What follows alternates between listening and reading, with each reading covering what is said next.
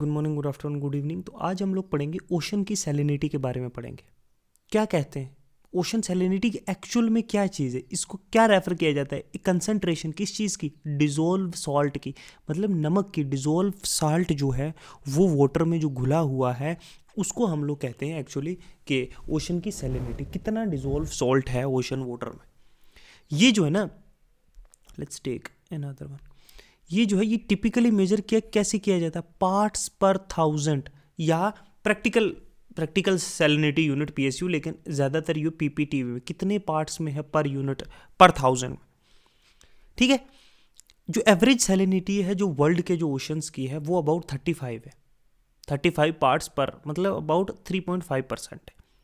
Meaning के हर every kilometre के बाद जो सी वाटर है, ठीक है, हर एक किलोमीटर में एक सी वाटर कितना 35 ग्राम जो है वो डिजोल्व सॉल्ट कंटेन करता है। ये एवरेज बता रहा हूँ, कहीं ज़्यादा भी हो सकती है, कहीं कम भी हो सकती है, लेकिन 35 पार्ट्स पर थाउजेंड। अब डिजोल्व सॉल्ट जो है ओशन वाटर में, सी वाटर जो है ना वो कंटेन करता है। अब डिजोल्व सॉल्ट तो आयोडीन ही तो नहीं है समझे। डिजोल्व सॉल्ट जो है ना मिक्सचर है, ठीक है, जो जो 3.5 बनाता है making up of total mass. जो सॉल्ट प्राइमरी कम कहाँ कहाँ से आता है?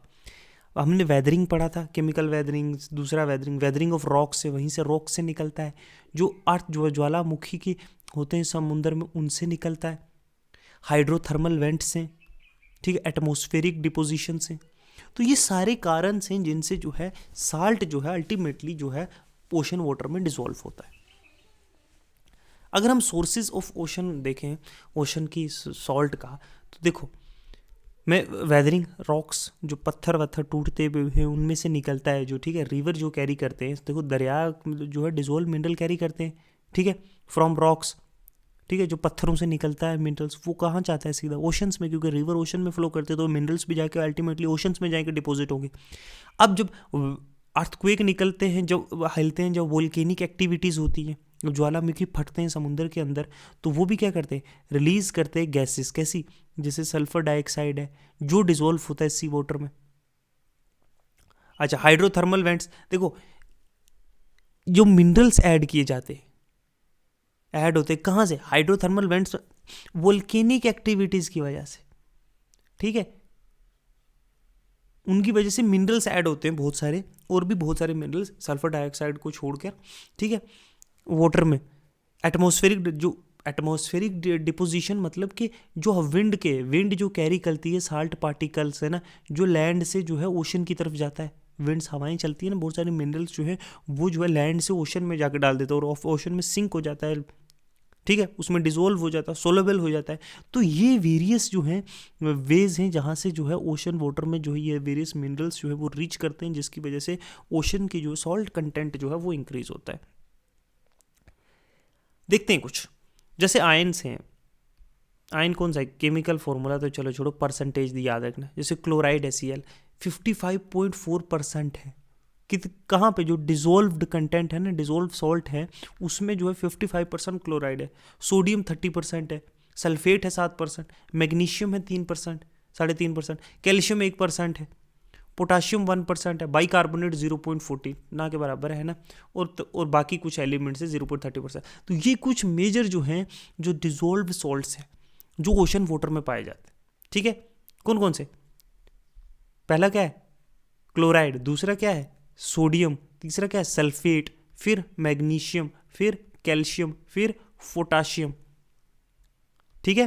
तो ये वेरियस रिजल्ट, इनकी परसेंटेज भी है। सबसे ज़्यादा क्लोराइड है 55%, फिर जो आ जाता है आपके पास सोडियम 30%, फिर सल्फेट, फिर मैग्नीशियम। ये वेरियस सॉल्ट जो डिजोल्व्ड है। अच्छा, कौन कौन से फैक्टर्स हैं जो अफेक्ट करते हैं ओशन की सैलिनिटी? कि सैलिनिटी ज़्यादा होगी या सैलिनिटी कम होगी, ठीक है, या नहीं होगा इतना सैलाइन वाटर तो होता ही है, सब में मिनरल्स तो डिजोल्व होते ही। कम और ज़्यादा, एवेपोरेशन, जितना ज़्यादा इवेपोरेशन होगा, ठीक है, उतनी ज़्यादा सैलिनिटी इंक्रीज होगी, ठीक है। Increase salinity by removing fresh water, क्योंकि सारा सलाइन ऊपर उड़ जाएगा हवा में, ठीक है, फ्रेश वाटर, ठीक है, नीचे नमक बच जाएगा। दूसरा है प्रेसिपिटेशन। देखो जब बारिशें होती है तो वो डिक्रीज करती हैं salinity, by adding fresh water, क्योंकि रेन हो रही है ना, रेन से फ्रेश वाटर और आ रहा है जो जिसमें मिनरल्स नहीं, जो एटमॉस्फेयर से आ रहा है, समझे। Run of river run of low salinity near the river mouth, क्योंकि फ्रेश वाटर जो है, जो बर्फ से पिघल विघल के वो जो है समुद्र में मिल रहा है, तो जहां पे समुद्र टच हो रहा है ओशन के साथ वहां सैलिनिटी कम होगी। ओके, तभी आप इक्वेटर पे देखोगे तो इक्वेटर पे इतनी ज़्यादा इवेपोरेशन होती है, ठीक है, लेकिन सैलिनिटी फिर भी जो है न्यूट्रल है, इतनी ज़्यादा कम नहीं है ना ज़्यादा है। क्यों? क्योंकि वहाँ कंटिन्यूसली रेन भी होती है ना, ठीक है, होती है कि नहीं होती है कंटिन्यूसली रेन, वार्मिंग की वजह से एवेपोरेशन हो रहा है, एवेपोरेशन की वजह से रेन होती है, तो वहाँ पे सैलिनिटी जो है एक न्यूट्रल रहती है। अच्छा, आइस फॉर्मेशन और मेल्टिंग, सी जो है ना, sea ice formation increase salinity, while melting जो है वो डिक्रीज करता है। जहाँ पे सी आइस फॉर्मेशन मतलब यहाँ समुद्र में जमकर बर्फ बन जाती है ना, जैसे पोलर रीजन एंटार्क्टिका, वहाँ देखो आइस के फॉर्मेशन से सैलिनिटी इंक्रीज होती है, लेकिन मेल्टिंग से क्या होता है, सैलिनिटी डिक्रीज होती है, समझे। फिर है ओशन करंट्स। ओशन करंट क्या करता है, रीडिस्ट्रीब्यूट करता है सैलाइन और लेस सैलाइन वाटर को पूरे ग्लोब में। हमने करंट्स पढ़े थे, कैसे cold current, warm current, ocean water को डिस्ट्रीब्यूट कर रहा है। तो करंट्स जो है ना वो भी सैलाइन और जो लेस सैलाइन वाटर है उनको रीडिस्ट्रीब्यूट करता है, तो इससे भी जो है सैलिनिटी जो है वो जो है मिनिमाइज या मैक्सिमाइज होती है अराउंड द ग्लोब, या इक्विलिब्रियम पे रहती है, ठीक है। देखते हैं क्या क्या, horizontal distribution of salinity of the ocean.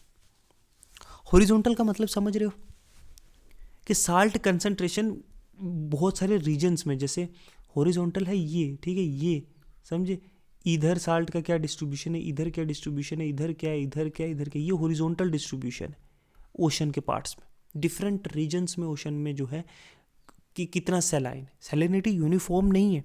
ये नहीं कि जितनी पैसिफिक नॉर्थ में होगी उतनी साउथ में भी होगी, जितनी इंडियन ओशन में उतनी अटलांटिक में भी होगी, नहीं, सैलिनिटी पूरी दुनिया में डिफरेंट है। वो डिपेंड करता है कितनी ज़्यादा इवेपोरेशन हो रही है उस रीजन में, ठीक है, कितनी ज़्यादा इवेपोरेशन हो रही है, कितनी बारिश हो रही है, कितना फ्रेश वाटर रिवर से जो है आ रहा है, और ओशन के करंट्स कैसे चल रहे हैं, इक्वेटर से कितना पोल्स की तरफ है, पोल से इक्वेटर की तरफ है, क्या हिसाब है, उससे भी डिपेंड करता है ओशन की सैलिनिटी।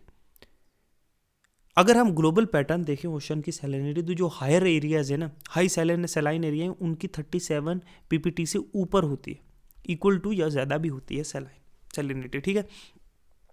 ये वो रीजन है जहाँ एवेपोरेशन बहुत ज़्यादा है और प्रेसिपिटेशन बहुत कम होती है। जैसे रेगिस्तान में अगर कोई सहारा डेजर्ट में कोई लेक है, वहाँ एवेपोरेशन बहुत ज़्यादा होगी और बारिशें बहुत कम होंगी, ठीक है। जैसे डेड सी है, रेड सी है, पर्शियन गल्फ है, देखो ट्रॉपिकल सब ट्रॉपिकल ओशंस जो है ना जो 20 से 30 डिग्री है, जैसे रेड सी है, पर्शियन गल्फ है ना, अटलांटिक ओशन इन जनरल जो है वो ज़्यादा साल्टियर है पैसिफिक और इंडियन ओशन से, क्योंकि एवेपोरेशन ज़्यादा है, प्रेसिपिटेशन कम। वहीं लो सैलाइन एरिया जो है ना, लो सैलिनिटी की एरिया जिनमें 32 या उससे कम होती है पार्ट्स, जैसे पोलर रीजन है जहाँ एरिया जहाँ हाई रेनफॉल और रिवर बहुत ज़्यादा रिवर इनपुट है, पानी बहुत ज़्यादा रिवर्स का आता है। पोलर ओशन जैसे बाल्टिक सी है, बे ऑफ बंगाल है, वेरियस रिवर्स जो है फ्लो करते हैं, फ्रेश वाटर लेकर आते हैं। आर्टिक और साउथर्न ओशन की भी लोअर सैलिनिटी है, क्योंकि वहाँ क्या है, मल्टिंग ऑफ आइस और रिवर रन ऑफ, आइस लगातार पिघल रही है और रिवर के पानी से बहुत ज़्यादा इनटेक हो रहा है, तो उसकी वजह से भी है, ठीक है। ये कुछ रीज़न होते हैं लो सैलिनिटी। जो मिड लैटिट्यूड रीजन्स हैं जिनकी 35 के अराउंड ही है, ठीक है, जो ओशन सैलिनिटी वो रिलेटिवली स्टेबल है ओपन ओशंस में। क्यों? इक्वेटोरियल रीजन्स जो है जहाँ पे रेनफॉल हाई है, क्यों, और वो जो इवेपोरेशन का जो इफेक्ट है ना, जो भाप बन के उड़ रहा था, जो कंडेंसेशन हो रही थी ना, उसके अफेक्ट को जो है जो क्या कर देता है, इक्वल टू कर देता है। यहाँ से रेनफॉल हो रही है, ठीक है, यहाँ से जो क्या हो रहा है, इवेपोरेशन हो रहा है, तो दोनों को मिनिमाइज कर देता है, बराबर कर देता है, जो बैलेंसिंग इफेक्ट का काम करता है इक्वेटोरियल रीजन्स में, या वहाँ 35 के अराउंड या उससे कम भी होती है सैलिनिटी। तो ये हमने देखा वर्टिकल डिस्ट्रीब्यूशन के ट्रॉपिकल, सब ट्रॉपिकल रीजन्स, अच्छा पोलर रीजन्स, ठीक है, वर्टिकल डिस्ट्रीब्यूशन। अब देखते हैं एग्जाम्पल, देखते हैं कुछ वर्टिकल जो है, सॉरी वर्टिकल नहीं, ये हमने हॉरिजॉन्टल देखा, तो हॉरिजॉन्टल सैलिनिटी के वेरिएशन देखते हैं। जैसे रेड सी और पर्शियन गल्फ जो है, ये कुछ ओशन है जहाँ पे सबसे ज़्यादा हाई सैलिनिटी 40-41 जो है पीपीटी पे पर पार्ट्स 1000 पे जो है सैलिनिटी है। क्यों? क्योंकि यहाँ पे एवेपोरेशन ज़्यादा होती है और प्रेसिपिटेशन कम। वहीं बाल्टिक सी में सैलिनिटी 10 से 15 है, सिर्फ 10 से 15, ठीक है, पार्ट्स पर 1000। क्यों? क्योंकि फ्रेश वाटर रिवर से बहुत ज़्यादा आता है यहाँ पे और बहुत लिमिटेड एक्सचेंज है ओपन ओशंस के साथ। वहीं बे ऑफ बंगाल की लो सैलिनिटी है क्योंकि मानसून रेन्स होती हैं बहुत ज़्यादा, एक रिवर्स डिस्चार्ज करते हैं, जैसे गंगा ब्रह्मपुत्रा जो है फ्रेश वाटर लेके आते हैं, ऊपर से बारिशें होती हैं, तो इसकी सैलिनिटी इसलिए कम है। अब नॉर्थ अटलांटिक ओशन जो है वो जनरली जो है वो ज़्यादा सॉल्टियर है पैसिफिक से, बिकॉज क्योंकि हायर एवेपोरेशन है और लेस फ्रेश वाटर का इनफ्लो है। जो नॉर्थ अटलांटिक है उसमें एवेपोरेशन तो हो रही है लेकिन उतना इनफ्लो नहीं हो रहा है जितना आउटफ्लो ऑफ वाटर हो रहा है ना। वाटर जितना एवेपोरेशन से बाहर जा रहा है उतना बारिश से अंदर आ नहीं रहा, तो उसकी वजह से वो सैलाइन ज़्यादा है अगर हम कंपेयर करें पैसिफिक से जहाँ मेजर रिवर्स आके गिरती हैं। ठीक है, ओके, ये था हॉरिजॉन्टल जो है सैलिनिटी का। अब हम देखेंगे वर्टिकल। हॉरिजॉन्टल देख लिया हमने, ठीक है, अब हम देखेंगे वर्टिकल डिस्ट्रीब्यूशन। समझे? इसमें जो है देखो वर्टिकल डिस्ट्रीब्यूशन जो है ना सैलिनिटी का, वो क्या है कि सैलिनिटी सिर्फ हॉरिजॉन्टली नहीं वेरी करती है across different regions of the ocean, लेकिन वो वर्टिकली भी डेप्थ के साथ जितनी गहराई में जाओगे, ठीक है, जो वर्टिकल डिस्ट्रीब्यूशन है सैलिनिटी का वो ज़्यादातर इन्फ्लुएंस टेम्परेचर और डेंसिटी और ओशन के करंट्स और मिक्सिंग प्रोसेस है, जो डीप ओशन करंट्स भी हैं। अगर हम फैक्टर्स देखें कौन कौन से फैक्टर्स हैं जो अफेक्ट करते हैं वर्टिकल सैलिनिटी ओशन की डिस्ट्रीब्यूशन की, vertical distribution of ocean salinity. Evaporation precipitation तो है, जितनी हाई एवेपोरेशन होगी ना, एवेपोरेशन जितनी हाई होगी उतनी सरफेस की सैलिनिटी जो इंक्रीज होगी। जो ट्रॉपिकल एरिया में जितनी हाई रेनफॉल होगी ना वो डिक्रीज करेगी सरफेस की सैलिनिटी, जैसे ट्रॉपिकल और हाई लैटिट्यूड एरियाज में होता है। टेम्परेचर और डेंसिटी देखो, जो जो जो थर्मो हेलाइन जो सर्कुलेशन होता है जो डीप ओशंस में होता है, वार्म वाटर जो है ना वो होल्ड करता है ज़्यादा साल्ट। वार्म वाटर जो गर्म पानी है वो होल्ड करता है मोर साल्ट, लेकिन कोल्ड वाटर डेंसियर होता है और सिंक करता है। देखते लेना। अब थर्मोक्लाइन सर्कुलेशन जो है वो थर्मोक्लाइन जो डीप ओशन सर्कुलेशन है वो रीडिस्ट्रीब्यूट करता है सैलिनिटी को डीप लेवल्स पे ओशन के, ठीक है। आइस फॉर्मेशन और मेल्टिंग मैंने क्या बताया, वार्म वाटर ज़्यादा होल्ड करता है, वहीं कोल्ड वाटर जो है वो डेंसिटी उसकी ज़्यादा होती है और वो सिंक करता है।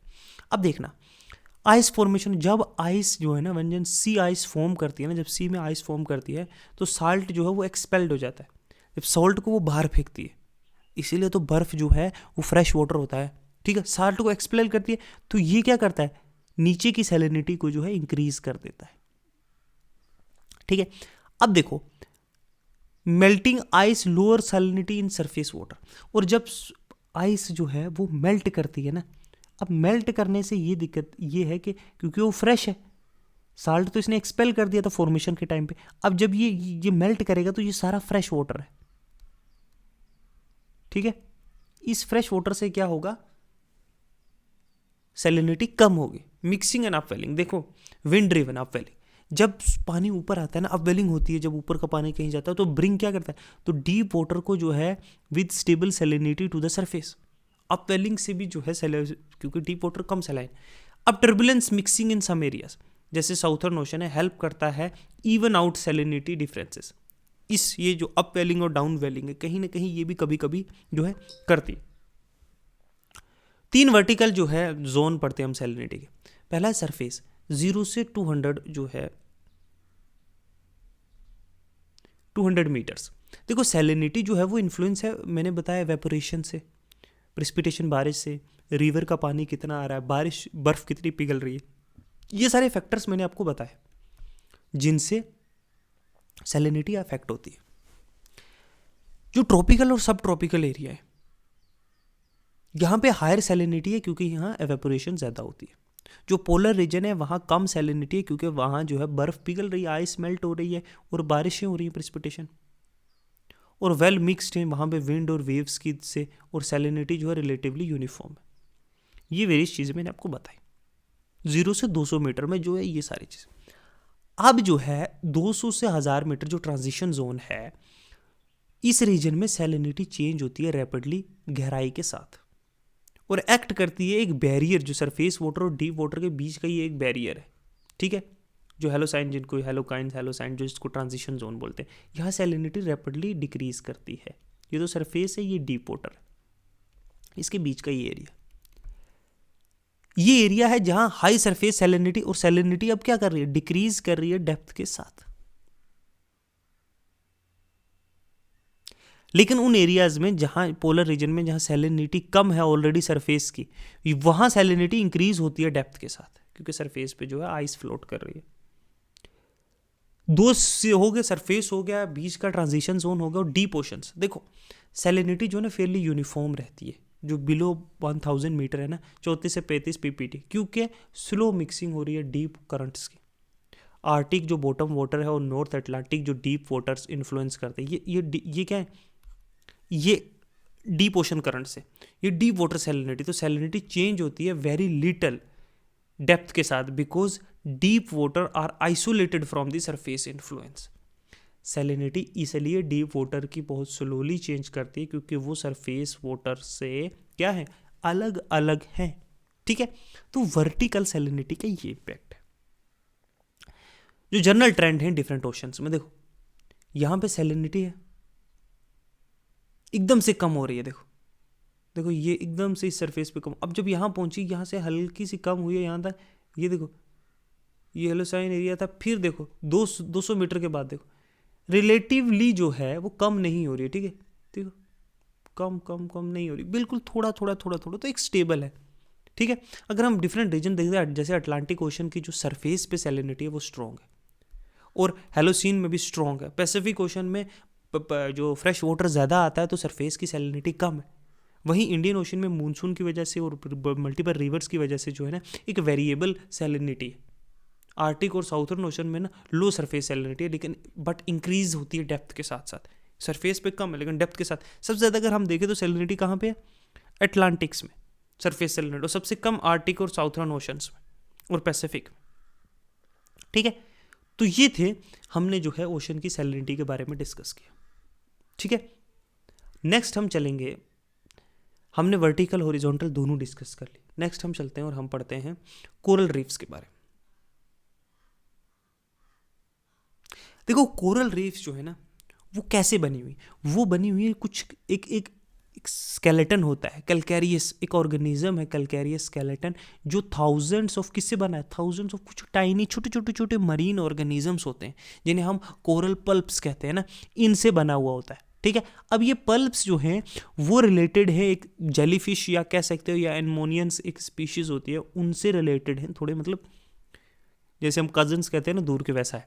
दिस इज, देखो ये शैलो वार्म वाटर में रहते हैं, शैलो वार्म वाटर ऑर्गेनिजम्स हैं, कोल्ड में नहीं रहते, फ्रेश वाटर में नहीं रहते, शैलो वार्म वाटर ऑर्गेनिज्म हैं जिनकी बॉडी जो है बड़ी सॉफ्ट बॉडी होती है, और ये कवर्ड होते हैं किससे, कैलकेरियस स्केलेटन से। अब देखना ये पल्प्स, ये थाउजेंड्स ऑफ कैलकेरियस स्केलेटन से कवर्ड होते हैं टाइनी मार्कर। अब ये पल्प्स जो है ना वो एक्सट्रैक्ट करते हैं कैल्शियम साल्ट, कहाँ से, अब ये फ्रेश वाटर में क्यों नहीं हो सकता, क्योंकि कैल्शियम सॉल्ट एक्सट्रैक्ट करते हैं सी वाटर से, ठीक है, और फॉर्म करते हैं these hard skeleton. Hard skeletons में आपको इमेज बताऊंगा आगे, ठीक है।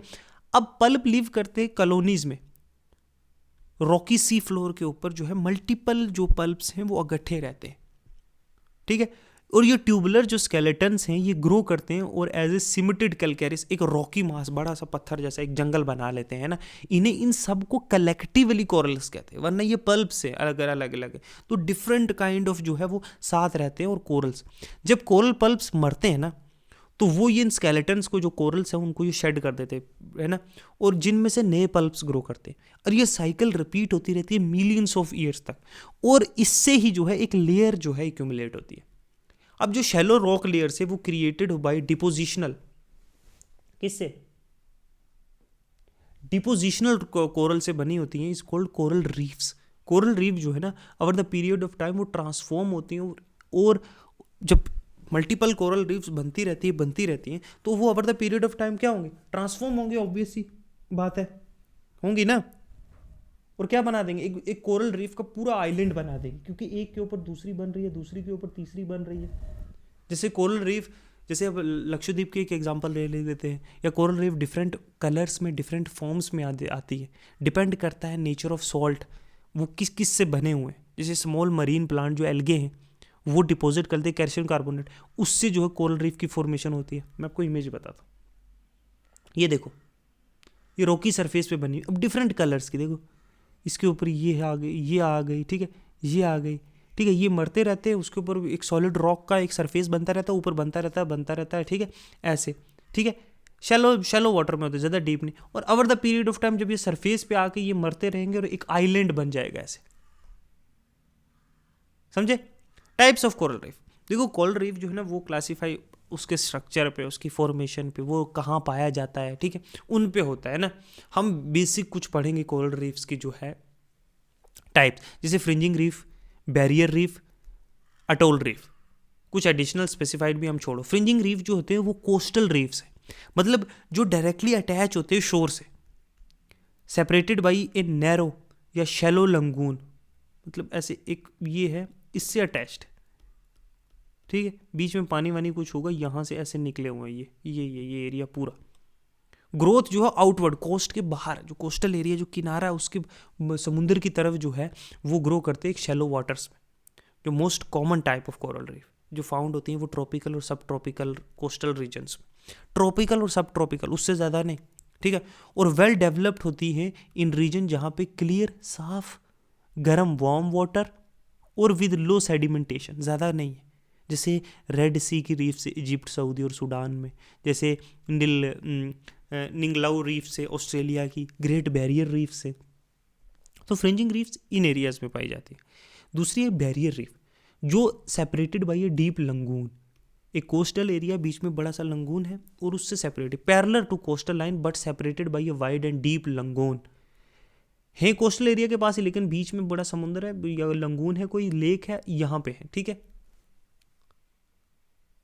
Begin as fringing reefs, fringing reef ही शुरू होते हैं जो कोस्टल एरियाज में, लेकिन बाहर की तरफ देखो ना, होते हैं, पहले ये कोस्ट है यहीं पे ग्रो होते हैं, लेकिन बाद में बढ़ते बढ़ते बढ़ते बढ़ते यहाँ दूर हो जाते हैं, बीच में पानी आ जाता है, ठीक है, और ये जो है रीफ्स ये यहाँ पे पहुँच जाती है थाउजेंड्स ऑफ ईयर्स।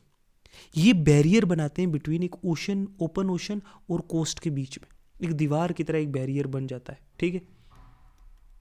ये ओशन है, ठीक है, और ये कोस्ट है।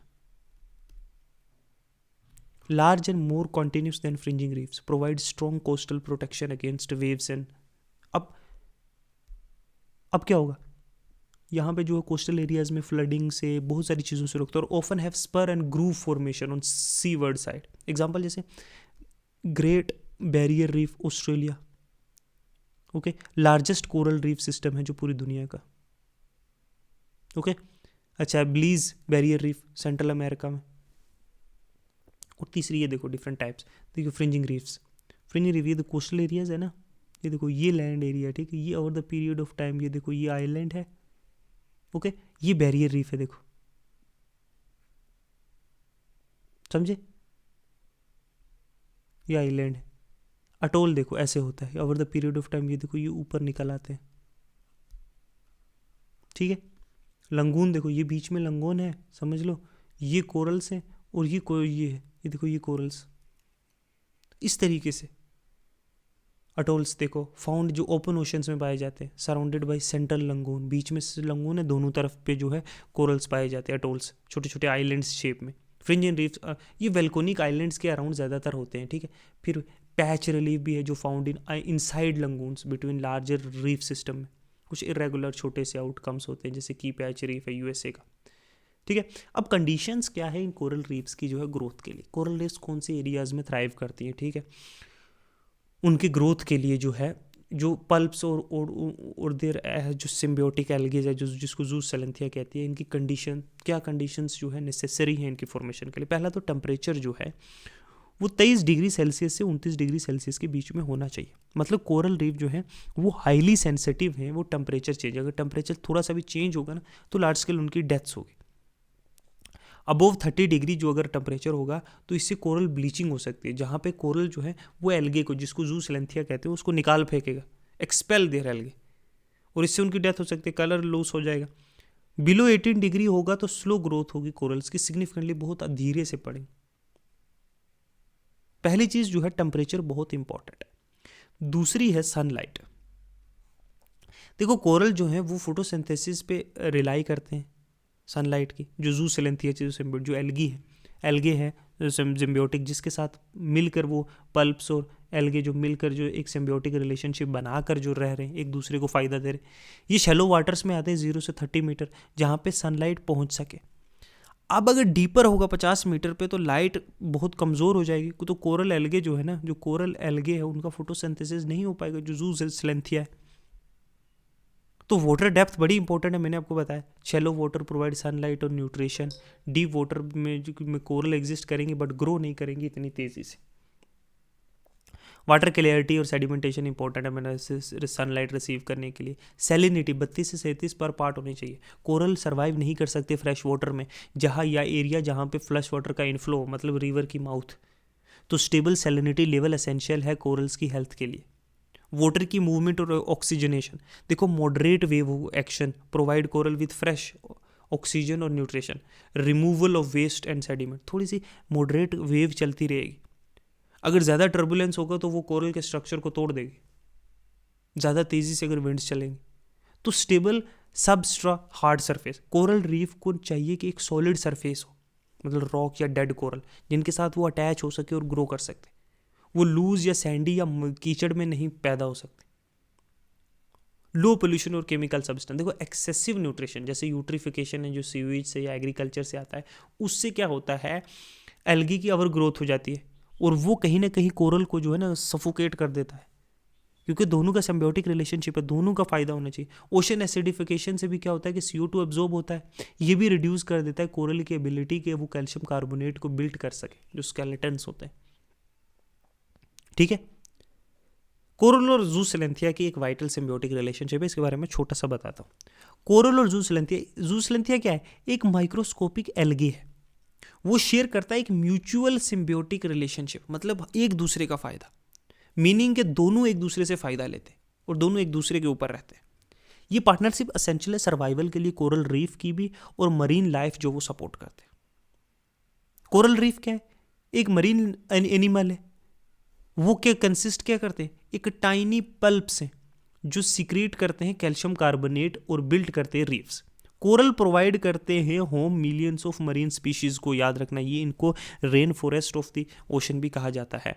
अब व्हाट इज जू सिलेंथिया? जू सिलेंथिया एक सिंगल सेल एल्गे है जिसे डीनो फ्लैंगलेटेस भी कहते हैं, फ्लैगलेटेस, ठीक है। वो रहते हैं कोरल टिश्यू के अंदर।